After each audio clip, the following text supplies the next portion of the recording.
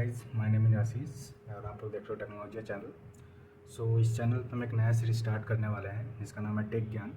So basically purpose है इस series का कि आपको जो वर्ड्स यूज होते हैं किसी भी वीडियोज़ में किसी के द्वारा, तो आपको वो वर्ड समझ आना चाहिए, राइट। जैसे कि रेजोल्यूशन क्या होता है, कैरियर एग्रीगेशन क्या होता है, एक 200 मेगापिक्सल कैमरा का फ़ोटो और एक 12 मेगापिक्सल कैमरा के फ़ोटो में वेरिएशन कैसे आता है, ये सारी चीज़ें आपको समझ आनी चाहिए। तो इस सीरीज़ का वही पर्पस है और आज हम स्टार्ट कर रहे हैं एपिसोड 1। तो एपिसोड 1 में हम लोग बात करेंगे कैरियर एग्रीगेशन के बारे में। तो ये एक बजवर्ड था कुछ दिनों पहले, जब हमारे इंडिया में 4G आया था तो हमें नेटवर्क की बहुत इशूज़ होते थे। बट लेटर ऑन एक टेक्नोलॉजी आई जिसको हम कैरियर एग्रीगेशन बोलते हैं, जिसके कारण हमारी नेटवर्क कनेक्टिविटी बहुत अच्छी हो गई और हमें एक बेटर स्पीड मिलने लगा हर एक कॉर्नर में इंडिया के, राइट। तो पहले समझते हैं कि कैरियर एग्रीगेशन होता क्या है। लेट सपोज़ कि आपके एरिया में 2 टावर्स हैं, राइट। Tower 1, tower B.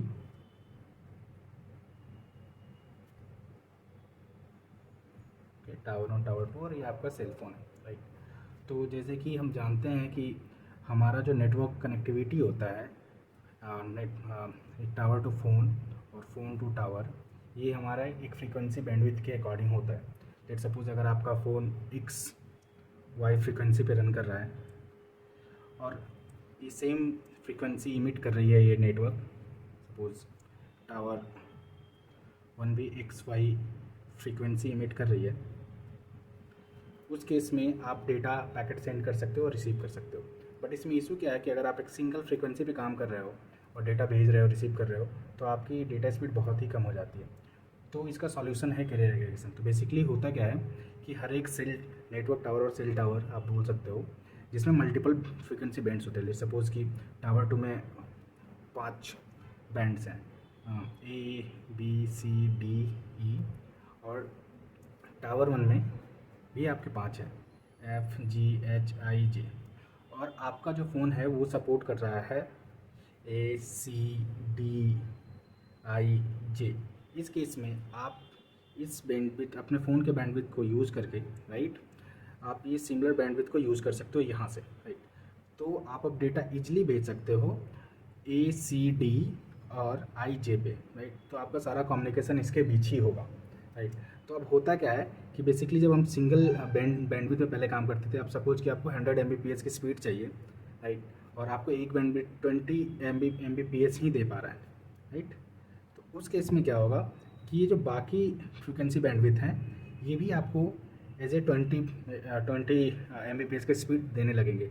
तो लेट सपोज आपके पास 5 है और हर एक के पास 20 Mbps की स्पीड आना स्टार्ट हो जाएगा, राइट। तो आपको ईजिली 100 Mbps मिल जाएंगे। तो ये है basically career aggregation.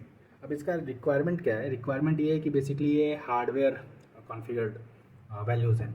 Values in the sense कि आपके फ़ोन के जो 4G मॉडम या अभी बोल सके 5G मॉडम, इन सारे बैंडविड्थ को सपोर्ट करना चाहिए, राइट। और जो आपके टावर्स हैं वो डेटा एक्सचेंज के लिए उस पर्टिकुलर बैंडविड्थ पे काम करने चाहिए। लेट्स सपोज कि अगर आपके बैंडविड्थ आपके फ़ोन में A B C D I जे है, बैंडविड्थ है, बट इन दोनों टावर्स में है ही नहीं, इन केस में आपको डेटा मिलेगा ही नहीं, एग्रीगेशन तो आप भूल जाओ, ठीक है। तो आप देखते हो कि हमेशा कोई भी ऑप्शन में हमेशा बैंडविड्थ जो होता है वो सेल किया जाता है एक पर्टिकुलर फ्रिक्वेंसी पे।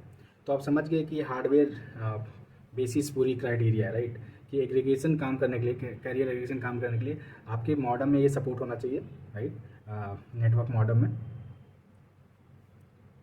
जो कि 4G 5G हो सकता है, राइट। और सिमिलरली वो सेम बैंडविड्थ आपके टावर्स पे भी होना चाहिए, तभी आपको ये कैरियर एग्रीगेशन मिलेगा। तो ये हो गई बेसिक। अब थोड़ा डीप डाइव करते हैं। डीप डाइव करने का मतलब कि बेसिकली ये काम कैसे करता है, राइट। तो हमारे पास जो कैरियर एग्रीगेशन है वो 2 टाइप के होते हैं, 2 टाइप्स, राइट। जो आपका पहला होता है वो होता है इंट्रा बैंड, और जो दूसरा होता है वो होता है इंटर बैंड, राइट।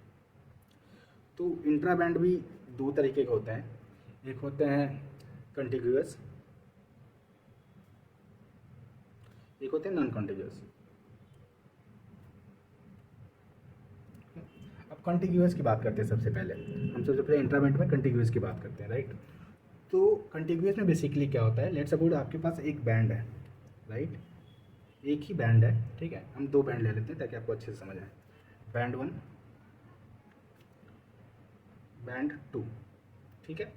तो अगर आपका कंपोनेंट कैरियर सिमिलर बैंड पे है, ठीक है, सिमिलर बैंड, ठीक है, सपोज आप कर सकते हो कंपोनेंट कैरियर 1 और ये आपका कंपोनेंट कैरियर 2, ओके, ठीक है। और ये सेम, मतलब कि अगर आप ऐसे मान के चलो कि ये सेम फ्रीक्वेंसी पे काम कर रहा है, राइट। अगर मैं आपको बहुत ही स्पेसिफिक टर्म में बात करूं तो आप ऐसे समझो कि जो दोनों कंपोनेंट कैरियर हैं वो सेम फ्रीक्वेंसी पे काम कर रहे हैं, let's say X Y frequency और हर्ट्ज, बट इसका स्पेक्ट्रम भी सेम है, ठीक है। स्पेक्ट्रम मैंने बताया था कि स्पेक्ट्रम भी सेम है। उस केस में इसको बोलते हैं intraband continuous contiguous contiguous carrier component, okay, या एग्रीगेशन।